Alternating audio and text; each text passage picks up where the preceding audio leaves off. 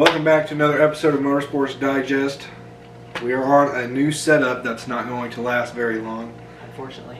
Yeah. I can fall asleep in here. This past weekend we had Las Vegas. Kyle Larson won the Cup Series, first win of the 2021 season for him and Hendrick Motorsports, I believe. Yep. It's also his first 1.5 mile track win. So congratulations to Kyle Larson and Hendrick Motorsports for the win. AJ Allmendinger won Las Vegas in the Xfinity Series, and John Hunter Nemechek won the Truck Series. Mm-hmm. So we had a lot of action. Connor Daly, his second NASCAR Camping World Truck Series debut.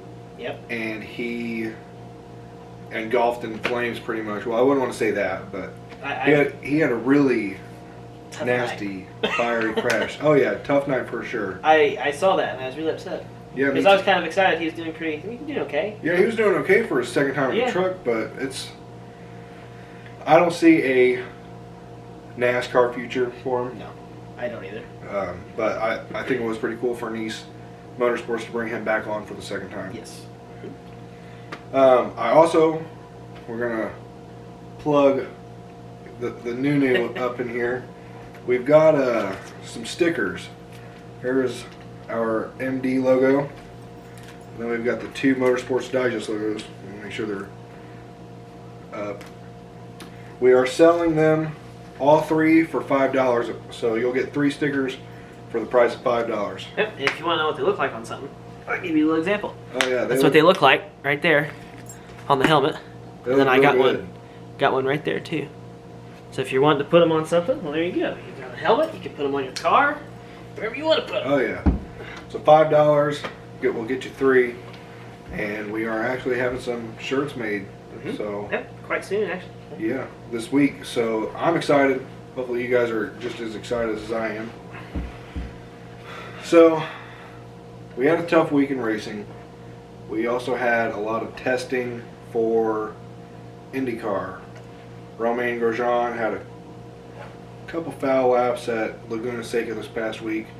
I'll try to incorporate some type of picture into this episode. Jimmy Johnson's looking really good out there, so I'm very excited. I don't even know how many. I know we're getting really close onto the season opener for IndyCar. Mm-hmm. So let me just go right here real quick, because I'm sure we're within the month. Yeah. So. There it is right there. Keep up with this. Just kidding. But we're a month away. Yeah. Almost a month. Yeah. April 18th, 3:30. Yeah, April 18th, 3:30, Honda Indy Grand Prix of Alabama. So, I'm surprised they're not doing St. Pete as the season opener. But because when I looked at it, I thought we were way off. Because I saw, you see where it says next race, April 25th? I thought that was the St. Pete. I was like, oh, look, there you go.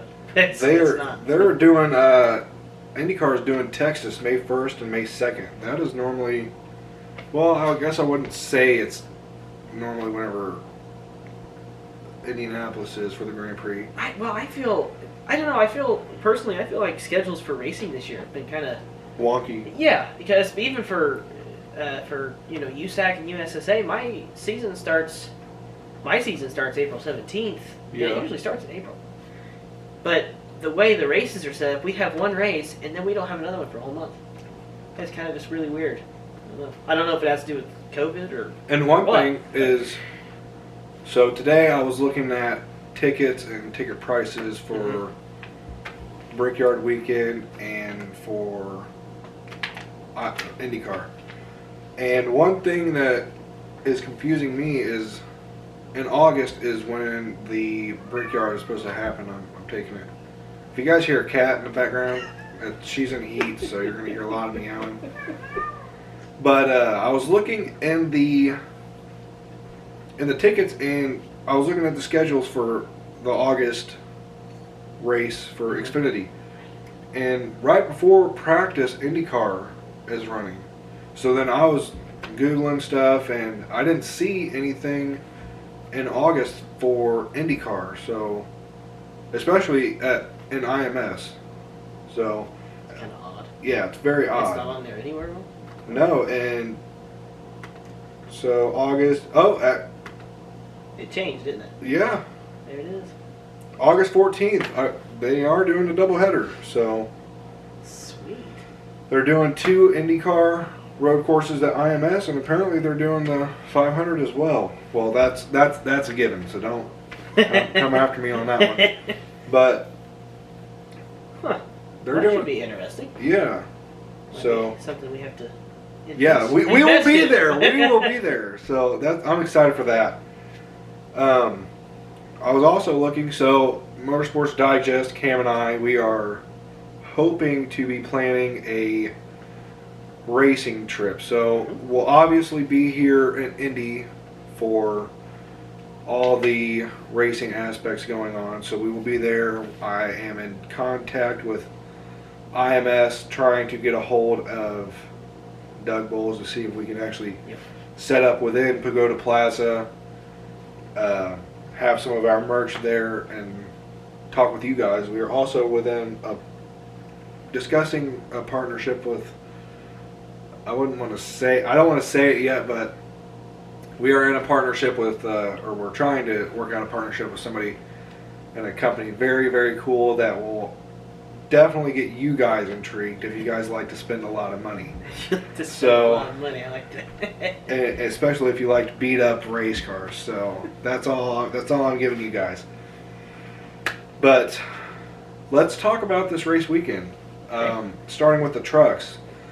Marcus Lemonis gave a lot of people, a lot of drivers and a lot of teams that did not have primary sponsors or a lot of money, he gave them $15,000 to each team, and I believe there were 11 cars that accepted the $15,000 because he's giving you $15,000 and he's throwing his name, his brand on your car. So I'll probably throw in a picture of all the cars that had that sponsor on there.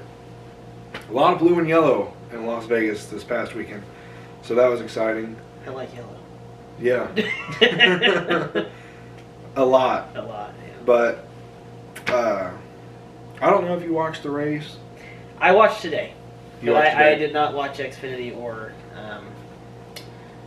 the truck series. Yeah, I didn't know that the trucks went back to the Camping World Truck Series sponsor. I thought they were still Gainer Outdoors because I was kind of confused. I was like, why is Lemonis throwing all this money into a series that's not his? But apparently it's his. I saw that today when I went on there to look. It's I was his like, well, series, this is so. different. But he's a big time investor. He's all about saving money, and he actually has a lot of tips on his Facebook page and a lot of books about that. So you guys can probably go check that out. I'm talking about him like we're a paid sponsor, but that is 23 subscribers on YouTube. That is not the case. Xfinity, I'm glad to see AJ Allmendinger win because that was well deserved, and he was very fast. Collar Racing, so congrats to you guys for that. But I want to talk about this Sunday race. Young money. Yes. Young money.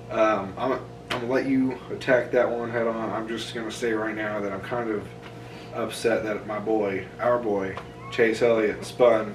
Yeah. So. Well, I got home, third stage, and I was trying to. I just got home, so I was in my bedroom putting stuff away and all that stuff, and I came out just to see it because my grandpa was watching on television. Went out there to look, saw that Kyle Larson had probably a 9/10 of a second behind.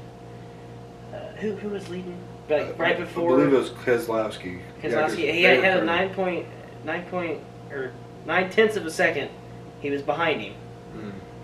And like the second I came back in, because I went back into my bedroom, I came right back out, and he was in the lead. Oh yeah, he was on rails. And I was excited because I'm like, he's gonna do it. Like I've been waiting for this past 3 races, right? I was so excited. I'm like, please just hold on. And Which he's been running up front consistently. Yeah, and he hasn't, and he's been doing good because I knew, with the whole USAC deal, when he went back to dirt racing last year or the past season, I just wanted him to come back to NASCAR and completely dominate everybody. That's all I wanted. Yeah. I'm not even gonna lie, that's all I wanted. And he's done pretty good at that. He's ran up front, all races, and he finally pulled off a win.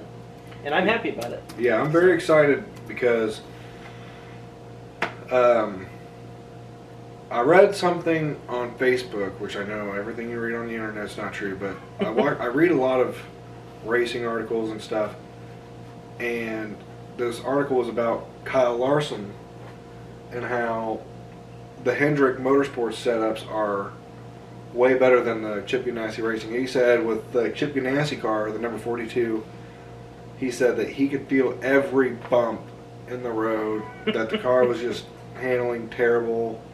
But he said with the Hendrick car, it was just like a cloud. He said that the two were absolutely incomparable. And he's used to that. Because, how do you think he wins all them dirt races? And a lot of Right. guys, running on dirt, you feel every hole in the ground, and Yeah. I feel like he knows how to kind of set that stuff up. Yeah. I mean, it has to do something with him. Oh yeah. Oh It yeah, has for to. sure. I mean, the dude's a hell of a driver. But Smart. I mean, you just like the Corey LaJoie and Denny Hamlin beef last year. Mm-hmm. You throw one driver in one setup, he may do, extraordinarily better. Mhm. But It's all on the driver. exactly. But a lot of it goes into the cars as well. But you just don't hear about people saying, "Oh, that car is handling like trash." So. Yeah. Especially in NASCAR. So,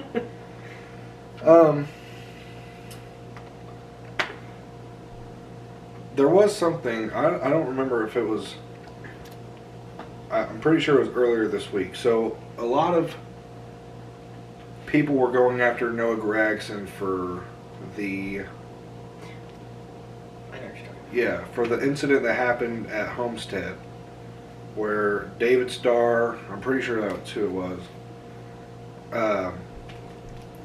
I thought that he just lost control and drove straight up in the turn. Yeah. That's not how it played out, apparently.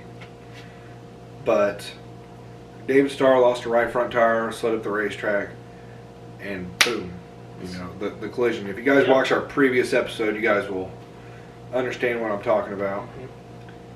There is a lot of Twitter beef going on right now. There's a lot. So, I've got a screenshot from a YouTuber. He does daily uploads of NASCAR, and it's primarily NASCAR, but he does IndyCar as well. Mm-hmm. He goes by the name Eric Estep. This is a quote by him on his Twitter. He goes, "Love Noah, but the 13 was having a great race and just happened to blow a tire at the worst time. Not worth calling him a dipshit after the incident. Completely get why he's upset, but it's hard to blame anyone." Which, I mean, following the track, the replay, I do understand the frustration. I mean, you as a driver understand getting frustrated and stuff. I mean, There's plenty of times that I've yeah, I've I've got GoPro footage. Yeah. I mean, So, I mean, it's racing, But Noah Gragson replied saying, "Didn't blow a tire." And then Eric followed up with a flat, broken apart, whatever specifically caused it. I think it's safe to say Starr's goal wasn't to throw away a top 15 finish by sending his car straight into the wall in front of the leader. Gregson replied, "Got loose and slid up and pounded the wall." So, I mean, there's obviously more to that tweet. So if you guys want to go follow or go to Twitter and see that. Because he really was going. He was trying to, stick oh up yeah, for himself too. yeah. He was going So back and David forth. Starr was just bashing him and everything, and then Eric was. I mean, I'm not gonna say he was trying to start stuff, but he doesn't race. He doesn't know Sometimes- what's going on. So Sometimes some things are left better. better left unsaid. Unsaid, Oh yeah. yeah. And especially, I mean, you're not in the car. You don't know how it's performing. You don't.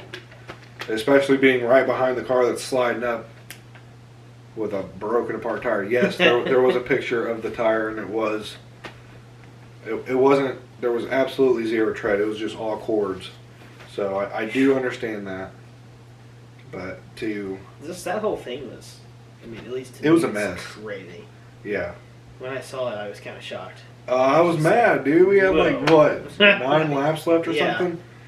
It was 9-second confusing, lead. I guess. So it's just. I mean, the whole thing was unfortunate. Yeah. I believe I saved something else.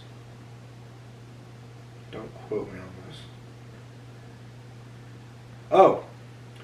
So IndyCar was testing at Laguna Seca.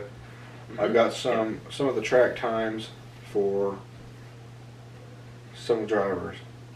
So the fastest driver was Pato O'Ward. He had a 1 minute 11.2, which is pretty damn fast on that track. He spent 83 laps out on the track. 83?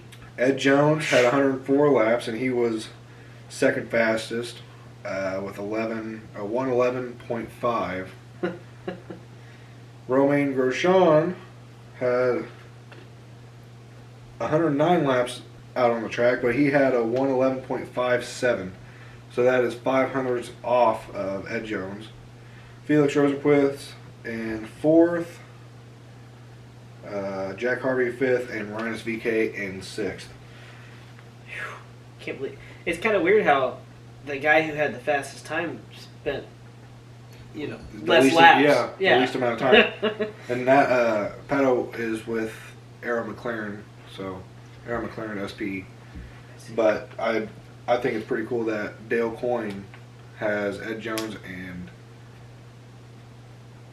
Grosjean on the team. Mm-hmm. But Grosjean is partnered with Rick Ware Racing with Dale Coyne, and then you've got Dale Coyne with Vassar Sullivan Racing. So that's pretty cool. Pretty cool to see that your 2 cars are right next to each other on the leaderboard. That's very exciting. Let's see what is going on next week.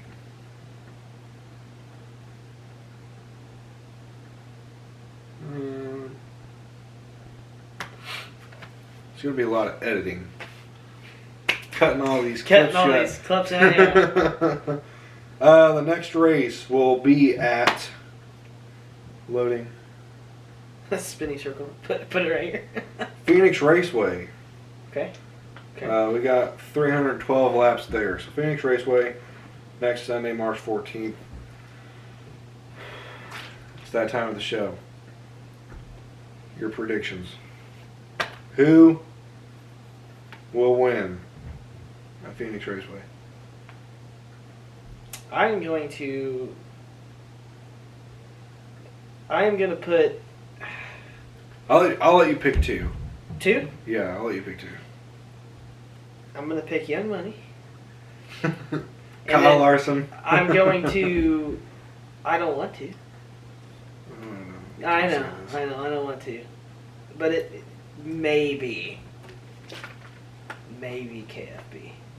Oh, maybe. bro. Just maybe. Just like Garrett. Get Just out. like Garrett. There's Get out. the door. The door's over there. I don't want to, man. Oh, no. But I mean, he did pretty good in the truck series last night. Or not last night, but this past weekend. I don't know. You never know. I'm going to have to say, just like last week, we had Chase Elliott won the championship at Phoenix. Yep. He showed a lot of speed. I mean, I don't know if that was kind of like it's the last race of the year type of deal, but so let's get everything in check and make sure it's tip-top shape. I mean, this is what, the 5th race of the season? I think so, yeah. 5th race of the season, they're not going to put their all into it. Mm-hmm. So, I mean, I want to run with Chase Elliott. But, there's actually 2 people that are actually that perform really well at Phoenix, and that is Joey Logano and Kevin Harvick.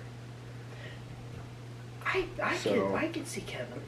I want to say Kevin Harvick and Chase Elliott, only because they're really good there. Yeah. And they show a lot of speed, but I don't want to count any of the Penske guys out because they are really good. Yeah. And they were running